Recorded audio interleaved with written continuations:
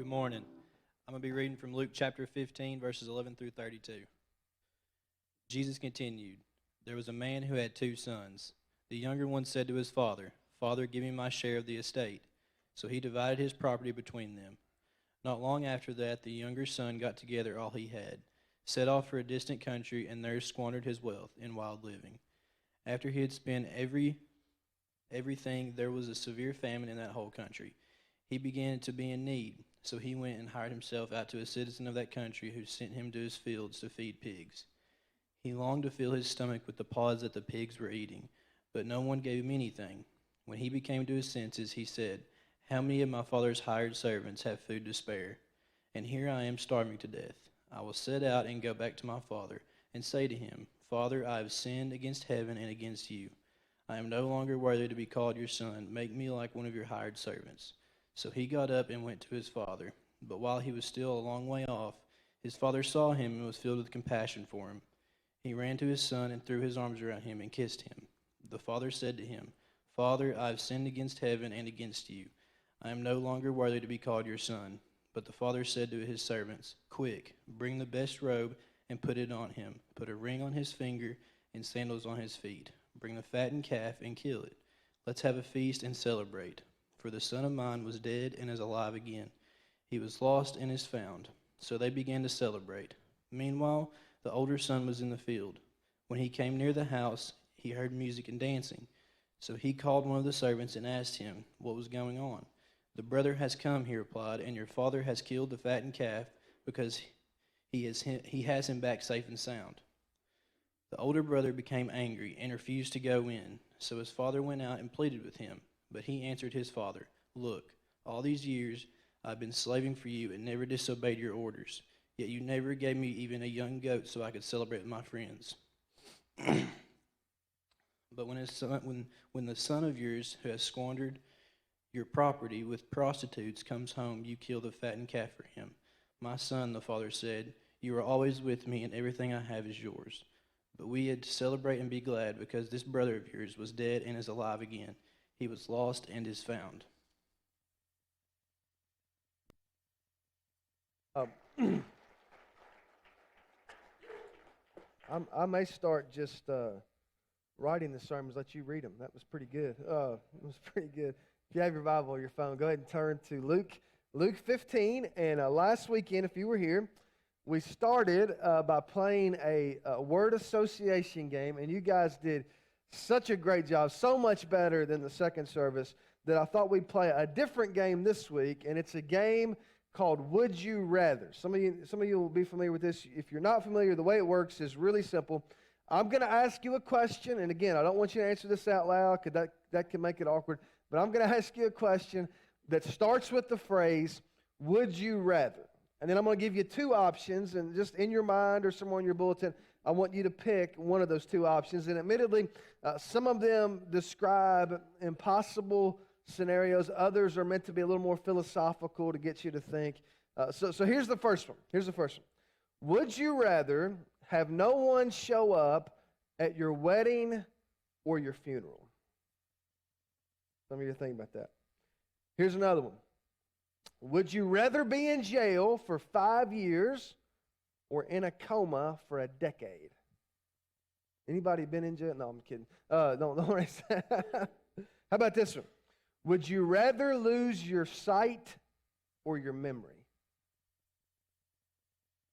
Tough question. Here's a fun one. Would you rather be an extra in an Oscar-winning movie or play the lead role in a box office bust? While we're on the topic of entertainment, would you rather only listen to Justin Bieber's music or watch Hallmark movies for the rest of your life? Or if you're like me, would you choose a quick death? That would be the third option. Now listen close to this next one. Would you rather work an overtime shift with your annoying boss or spend an entire day with your mother-in-law? Now if your mother-in-law's here, again, be careful how you answer that one. Here's a similar one. Would you rather go on a cruise with your next-door neighbor or never go on vacation again? Here's one a little more philosophical. Would you rather have a pause button or a rewind button for your life? If you have children or grandchildren at home, the last question I'm going to ask you may be one that you've already spent some time thinking about. And here's the question. Would you rather have a child who is immoral but repentant, or a child who is extremely moral but judgmental? Which one would you choose? Now, Luke 15, the last few weeks, we've been in this series, we're 4 weeks looking at one incredible story. And if you've been with us, you know, as Luke 15 opens, Luke tells us there's this large crowd of people that have gathered around Jesus to listen to him teach, and that most of the people that were gathered around him fall into one of two broad categories. You have either what he calls the tax collectors and sinners, or on the other side, you have the Pharisees and the teachers of the law. One way to think about this is on one side, you've got the lost people, and on the other side, you've got the church people. And it's hard to imagine two groups of people that would be at more opposite ends of the spectrum. In fact, one of the reasons the Pharisees hated Jesus so much is because he seemed to spend so much of his time engaging with the people that they tried to avoid. And in this instance, Jesus hears their criticism, and so he tells 3 consecutive stories that all follow the same pattern and all essentially make the same point. In each story, something of value is missing. Once that thing is identified, the people involved then search for that thing. Once they recover that thing, they invite all their friends, and they have this huge celebration. So in the first story, it's a lost coin that's missing. In the second story, it's a lost sheep. And then you get to the third story, the one that we've been looking at, and it's a lost son. Just to recap the story, in case you didn't catch all of what we've read, it begins when this youngest son of the youngest of 2 sons goes to his father, and he asks for his inheritance in advance. He's tired of waiting for his dad to die, so he takes the money, he leaves home, he goes off to what Jesus called a far country, a distant country, where he runs through all the money, he wastes all the money in wild living. Eventually, his situation deteriorates to the point that he winds up working on a pig farm. And then, just to make sure we don't misunderstand how bad it was, Jesus tells us that not only does he work with pigs, he also eats with the pigs, which is like as low as you can possibly go. Then you get to verse 17, there's that beautiful line. It says, he came to his senses, so he decides to go back home. He begins this process of trying. He wants to begin this process of trying to pay back his father for all the money that he's wasted. And it's upon returning home that he has this incredible moment in which his father, rather than pushing him away, rather than, piling on like we sometimes like to do, he invites him in, and he immediately begins the process of restoring his son, of transforming his son's situation. And at the end of that process, he orders that the fattened calf be killed so that he can host a party. In the first century Jewish world, meat was something that was reserved for special occasions, and in the father's eyes, the return of his youngest son deserves a celebration. Just as a side note, because parties are primarily social events and community events, the members of that little village, the members of that community, would have almost automatically joined in the celebration, even if they disagreed with the reason behind the celebration. So as we talked about last week, a lot of people in that community thought the father should, surround that guy and break that pot and send him packing on down the road. But even though they disagree with how the father is handling the return of his son, they are not going to miss an opportunity to party. So they hear the music start playing, they smell the aroma of that fattened calf as it cooks over that open fire, and they can't help but get caught up in the excitement of the celebration. So the picture that Jesus paints is that this party is now in full swing. The wine is flowing, the food is being served, the music is playing, the people are dancing, and it is a party. And then you get to verse 25, and we're reintroduced to a new character in the story. He's mentioned briefly in verse 11, but you don't really find out much about him until you get to verse 25. And in contrast to the younger brother, he's simply known as the older brother.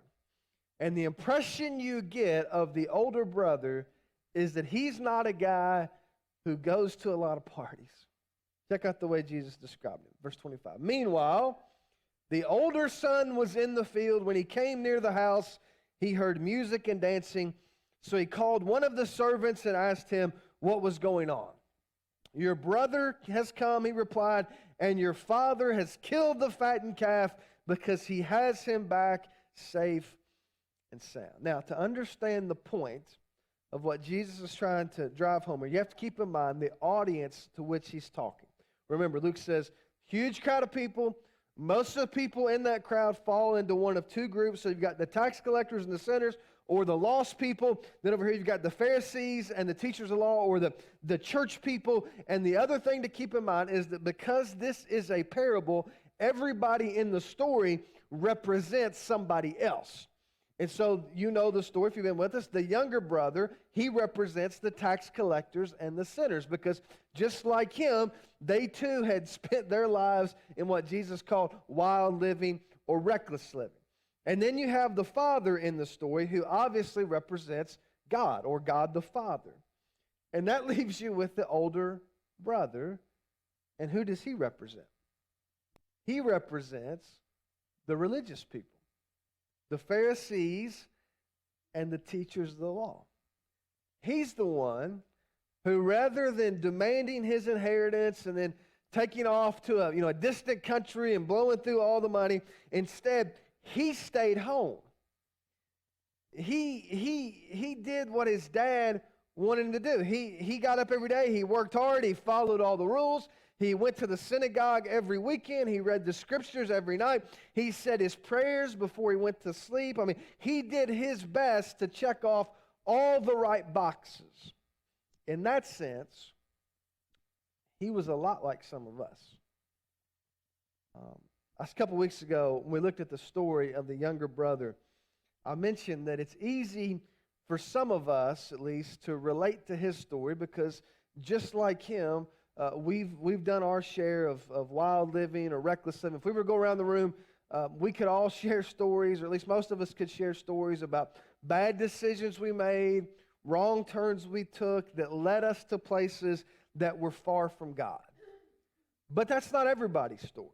Some of you grew up in really strict homes, and you were clearly taught right from wrong. You were also taken to church every time the doors were open, and there were certain things that you weren't allowed to do and certain places that you weren't allowed to go because of what it might lead to. And for some of you, rather than rebelling against that at some point in your life, you just sort of went along with it, and that became the way that you chose to live your life. And in that sense, it's easier for some of you to relate to the older brother than it is to the younger brother. I think that was true of the Pharisees in the crowd that day. In their attempts to avoid the mistakes of the younger brother, over time they had unintentionally allowed themselves to become like the older brother. And one of the common mistakes we make whenever we read this story is that we think it's a story about one lost son, when in reality, it's a story about two sons who are both lost in different ways. One is outwardly rebellious, while the other is inwardly corrupted. But the result is that they're both lost. That becomes more evident when you get to verse 28 and you see the older brother's response to the return of his younger brother. Because rather than celebrating, he immediately begins to criticize. Look at this one, verse 28. The older brother became angry and refused to go in. So his father went out and pleaded with him, but he answered his father, "Look, all these years I've been slaving for you, and I never disobeyed your orders, yet you never gave me even a young goat so I could celebrate with my friends. But when this son of yours who has squandered your property with prostitutes comes home, you kill the fattened calf for him." You look at this story, here's what Jesus is doing. He's painting two different pictures. One is of somebody who's lost, who goes to a far country. The other picture is of somebody who's lost, who's still right where they're supposed to be physically, but spiritually, they're far from God. It's a different kind of lost, admittedly, but it's still lost. And as you look at the example of the older brother, there are four primary ways that this particular version of lostness reveals itself. So if you're keeping track, here's the first one. It's anger.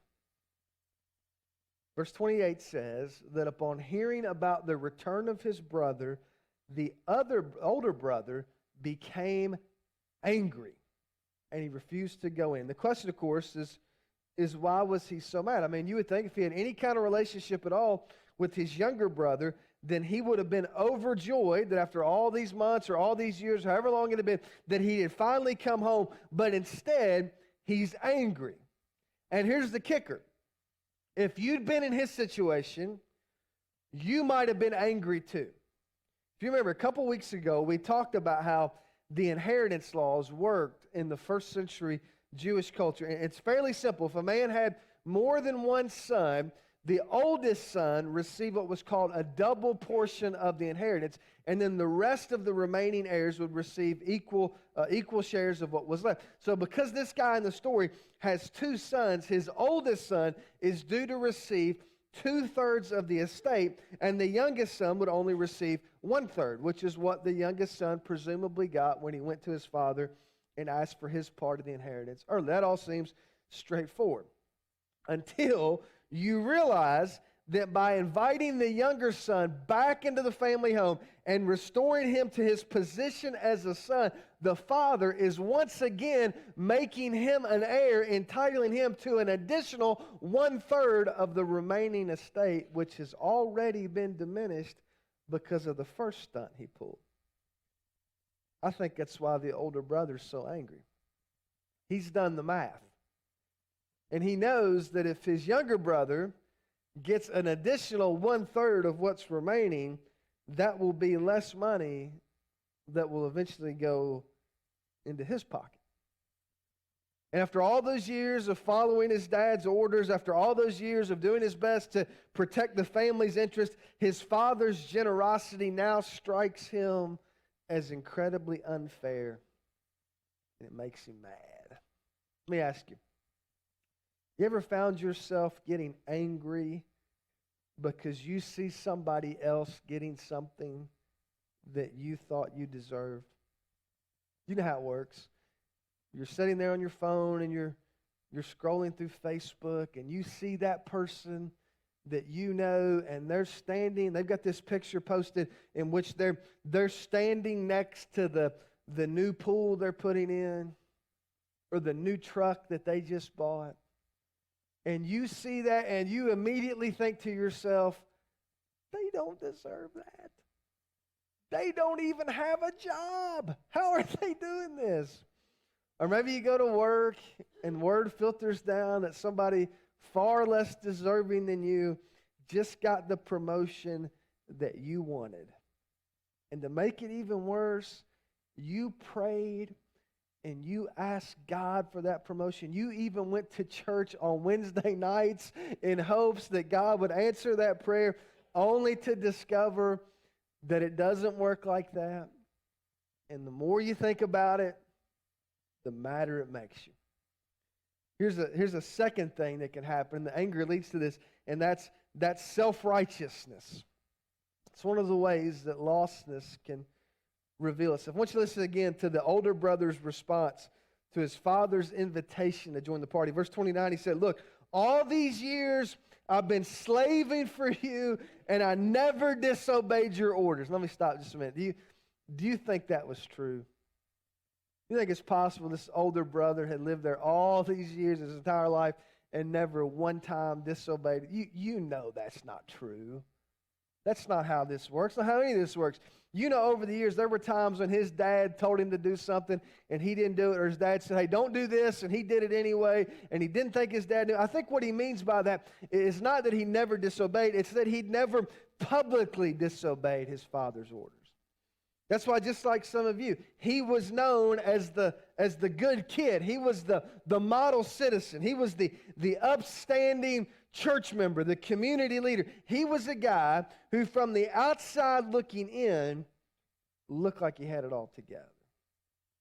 Now, over the last couple weeks, we keep coming back to these pots. And I started when we talked about the ancient Jewish ceremony called a kazazon. I'm not going to break this. So don't tense up or anything. It would start. The members of the village would come, and whenever a disgraced member of the community was trying to come back to the community, the village leaders would gather around that person. Somebody would have a huge pot of burnt beans, and they would smash that pot, and it would release the smell of those beans. It was called the smell of shame. And then the different pieces of that broken pot represented the brokenness of that person's life. So if you were to label these pieces, it might say addiction, financial mismanagement, broken promises, toxic relation. I mean, it could just go on forever. Whatever it is that it contributed to their brokenness was all represented by this broken pot, this broken pottery. And that's where the youngest son was in the story. He came back. I'm sure that's what he expected to happen. But rather than that happening, his father runs out to greet him. He invites him back in, and his father immediately begins the process of helping him put his life back together. So he takes all those broken pieces and he begins to fit them back together. He begins to lovingly and gently restore his son to wholeness. And that represents what God does to us. So we all have these broken pieces of our lives. God takes those broken pieces, and if we'll allow him to, he begins to put all of that back together, because that's what he does. It was the Apostle Paul who said, we have this treasure, talking about the gospel, in jars of clay. But here's the thing about clay, and if you know anything about pottery, if you ever worked with it, you know when you're working with something as fragile as clay, there's bound to be some imperfections. Doesn't mean you're not going to have any cracks. Doesn't mean people are going to look at you and say, boy, they really, you see the crack there? I mean, you know how this works. There's still going to be a whole lot of this. It's better than this, but it's still not perfect. I mean, you understand that. There's still some visible imperfections. The problem for the older brother, though, is that from the outside looking in, he looked perfect. If you were to see him, you would say, boy, there are no visible imperfections, no scandals, no skeletons in his closet. There is nothing there that anybody can talk about, because he has checked all the right boxes. He has done all the right things. The problem, though, there's no way to show you this without making a mess, so I'm just gonna make a mess, is that inside the pot, there was a whole lot of dirt, mud, and leaves, and looks like a worm or two. There's a whole lot of stuff inside the pot, inside his heart and inside his soul, that it soiled his heart, so that from the outside looking in, he looked pretty good. But if you could have seen the inside, and you catch a glimpse of the inside in this story, all of a sudden it doesn't look too good. And that's exactly what Jesus was talking about, Matthew 23, when he said to the Pharisees, woe to you, teachers of the law and Pharisees, you hypocrites, you are like whitewashed tombs. You look beautiful on the outside, but inside are full of the bones of the dead and everything unclean. In the same way, on the outside, you appear to people as righteous. I mean, there's no cracks, there's no visible imperfections, but on the inside, you are filled with hypocrisy and wickedness.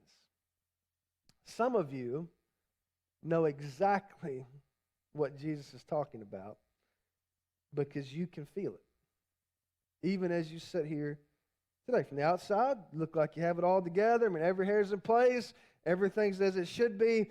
But on the inside, you know it is a dark, ugly mess. And one of the mistakes the older brother made, and a mistake that a lot of us make, especially if you grew up going to church, is that we tend to base our relationship with God on our ability to look like this from the outside without ever being transformed on the inside. And because of that, if we're not really careful, we'll begin to trust our own righteousness, and we'll start to live and act as if we think God owes us something. And so we don't get the new pool, or we can't afford the payment on the new truck, or we get passed over for that promotion that we desperately wanted. and we start to feel and act as if God let us down, and our prayers start to sound something like this: God, how come I didn't get that thing I wanted? And you just fill in the blank. After all, I quit cussing, mostly. And I do all the right things, pretty much. And I never miss church, rarely. I mean, that was the mistake of the older brother. He thought that because he had done such a good job of following all the rules that his father owed him whatever he wanted. And that leads directly to the third thing you see, this different kind of lostness, and that's that the older brother became judgmental. So you get to verse 30, the older brother immediately begins trying to make himself look better by highlighting the sins of his younger brother. So he says, but when this son of yours who has squandered your property with prostitutes comes home, you kill the fattened calf. I love the way he says that because it sounds so much like some of us. He doesn't say, my brother, he says, your son. You ever done that with like your spouse? One of your kids is acting up and you say, you better do something about your son. I've never done that, but I've heard people do that. It's almost as if he thinks he's too good to be associated with somebody as messed up as his brother. But here's something I don't want you to miss. Even though it's obvious from the story, these two brothers have different personality types. They've traveled different paths. They're still members of the same family. They might not look much alike. They might not like the same things, might not like the same preferences, but they're still members of the same family. And that means that rather than passing judgment on one another as members of the same family, you know what they should be doing? They should be cheering for one another. But if you've been involved in a church for almost any length of time, you know that's not always how it works. I got a picture I want to show you. One of the things I've been asked about just repeatedly over the last few days is what's happening at Asbury University up in Wilmore. Now, most of you know, Jamie and I both graduated from there, and I actually checked the map this week. I literally grew up exactly 1/2 mile from that building. So I've been in that building numerous times. I went to school there. My grandpa went there. He preached in that building. I preached in that building. My great-grandpa worked in that building, so admittedly, I am probably a little bit biased. But if you don't know the story, Wednesday, February 8th, they have chapel 3 times a week. It's mandatory, 10 o'clock, you have to go. And so when chapel was over on February 8th, it's over at 11. So rather than going to grab lunch or going to class or getting on with their day, like they've done in the past whenever I've preached there, they decided to stay. And pretty soon the chapel started to fill back up, all spontaneous, all unplanned. People started singing some songs. Some people read scripture. Most people started to pray. That continued. The picture that you see there was taken last Sunday morning at 3 a.m. by Kyle Idleman, who preaches at Southeast Christian in Louisville. On Monday of this past week, a friend of mine told me there were between 5,000 and 6,000 people meeting in rooms and in churches all over Wilmore. And again, all of this has been unplanned and spontaneous. In fact, one of my other friends told me he was driving out of town the other night, said it looked like a scene from that movie Field of Dreams. Just cars piled up for miles. In fact, last night I was told they had the largest crowd they've had during this time, and they actually shut the streets down. You could not physically drive into Wilmore, which if you've ever been there, that's not normally a huge problem. Traffic is normally not an issue. Since then, it started to spread. So there's been a lot of big-name Christian leaders that you would recognize that have flown in just to be a part of this. They've had no public role. They've just sort of set out in the audience. One of the things, though, that's been so disheartening to me is not just the number of people who have tried to co-opt this for their own purposes, but the number of other Christians, especially what I call, the keyboard warriors on social media, who have been relentless in their criticism of what's happening there. Some of them are upset because there were leaders from other denominations who showed up. Some of them are critical of the music that's been played. Some of them don't like what the students are wearing. Others don't like the Bible translation. And then there's all these people who say it can't possibly be a move of God because they haven't said anything about, you can just fill in the blank with whatever their pet topic is. And that's what they think they should be talking about. It's amazing when you think about it. For the first time in a long time, you have people all over the world that said this is spreading to other college campuses. There's over a dozen places this happening now. For the first time in a long time, you have people trying to figure out, I mean, the New York Times had an article about this, trying to figure out why people are praying and singing and reading the scriptures around the clock, while at the same time, you have other Christians who are going out of their way to criticize and complain about something that really has nothing to do with them because it doesn't look exactly like they think it should look. And I don't know why we do it, but so often, and we're all guilty of this, as followers of Jesus, we like to pretend as if it's our job to evaluate everything that goes on. Newsflash. That's not your job. And that's not my job either. My job is to be a cheerleader for whatever God wants to do, however God wants to do it, even when it doesn't look exactly like I thought it would or even think that it should. So whenever you hear this stuff, we're not the evaluators. We're the cheerleaders. And here's why we do that. Here's why we place ourselves in the position of evaluator. It's because of this last thing that you see in this story. It's the older brother, for some reason, was suffering from a lack of assurance. He saw God doing something for somebody else. He saw his father doing something for somebody else. And all of a sudden, it revealed his insecurity in his own relationship with God. That's why he says, look, all these years I've been slaving for you, and I never disobeyed your orders, yet you never gave me even a young goat so I could celebrate with my friends. In other words, never threw me a party. Here I was. I did everything you asked me to do. Went to church every weekend. Donated money. I read the verse of the day on the Bible app for 89 days in a row. I almost made it to 90, and nobody ever threw me a party. You ever felt like that? You ever wondered why God didn't do for you what he seemed to be doing for other people that you thought were less deserving? If you have, you may be making the same mistake the older brother made. Rather than viewing his relationship with his father as a relationship, he viewed it as a business transaction. He thought, hey, if I do my part, you've got to do this. And if I fulfill these requirements, then you have to do exactly what I want you to do, and you have to do it in the way that I want you to do it. And so you get to verse 31. It's the father who, understanding his oldest son's perspective, he tries to correct his theology and remind him of how relationships actually work. And here's what he says. He says, my son, you were always with me. And everything I have is yours.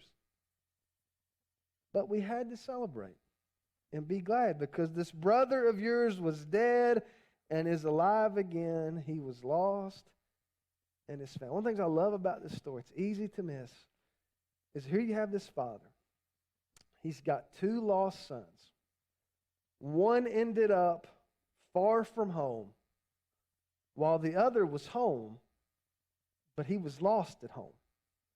And in both instances, rather than responding to their lostness in anger and frustration and judgment, the father very lovingly and impatiently invites them back in. In the first instance, he runs out to meet his son. In the second instance, he leaves the party. And in verse 28 says, he went out and he pleaded with his son. He didn't just ask him, he pleaded with him. He wanted more than anything for both of his sons to come back home. And the question that never gets answered is whether or not the older brother ever joined the party. We know he was invited, We just don't know if he ever accepted the invitation. Jesus is a master storyteller, so he leaves that as a cliffhanger. So we don't know if the Father's words broke through the hard exterior of his oldest son's heart and caused him to repent and eventually join the party, or if he spent the rest of his life standing outside the party, resenting his father's love for his youngest son. But here's what we do know.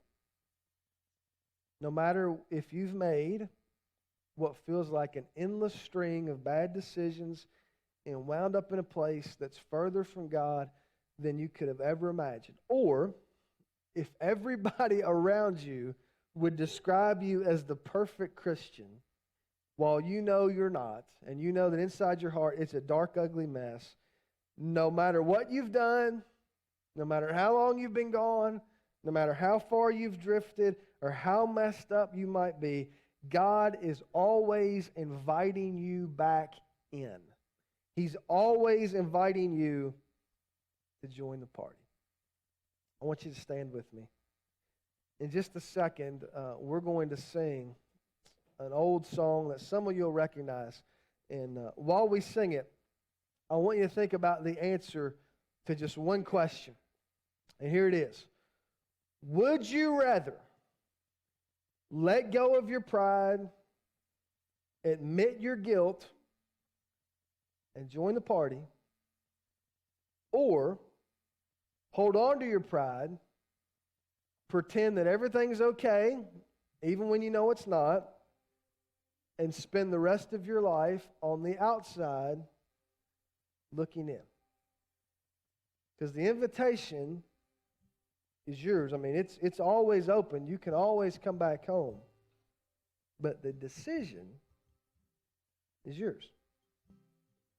So we know the younger son, who was completely immoral but repentant, eventually came back home. What we don't know is whether or not his older brother, who was extremely moral but judgmental, ever joined the party. And the question for you is, which one would you rather be? You need to make a decision. You need to pray with somebody. David's here. I'm here. We'll be glad to talk with you. We won't do anything to embarrass you. We'll pray with you. We'll answer questions. We'll stay here as long as you need us to. If you need to make a decision, you just come and talk to us.